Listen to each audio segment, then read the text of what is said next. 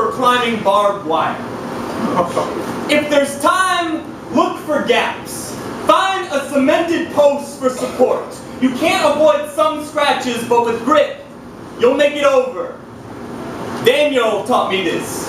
I taught him reading and math in a special education classroom of 2. Like many boys his age, Daniel loves sports. Hates walking in silent lines and thinks school lunch tastes like prison food. Wow. He would know.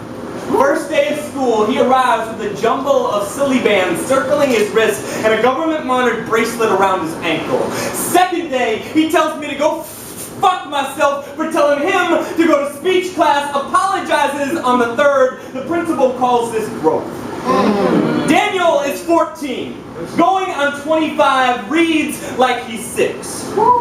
He says he'd like to rejoin his classmates someday as long as they don't tell him nothing. Problem is, someone's always telling Daniel something, like last semester when some little 9-year-old told him his nose looked like a Cheeto, so he dumped a can of fruit punch over her head and was kicked off the bus for the rest of the year. I tell him part of being a man is knowing when to hold back. When life gives you barbed wire, pause and look for gaps. But Daniel insists he doesn't have that kind of time. Mr. L, if they tell me something, I have to tell them something back. I am always telling Daniel something. Tuck in your shirt. We walk down the stairs. Our notebooks are for our ideas, so erase that pistol. It's not the first time he's drawn a gun.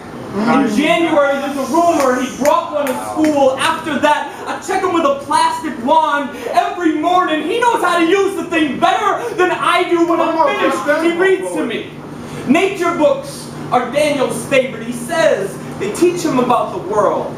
Still, he struggles to comprehend the first grade text sometimes, and I have trouble comprehending how a boy so willing to learn could have so far to climb, and whenever he loses his footing on a 2-syllable word, I hear echoes of all the adults who failed him. Then I make him go back and fix his mistakes, and every time he gets fed up, every time he asks me to give him a word, every time he tells me he quits, I remind him of the cemented post. Support yourself.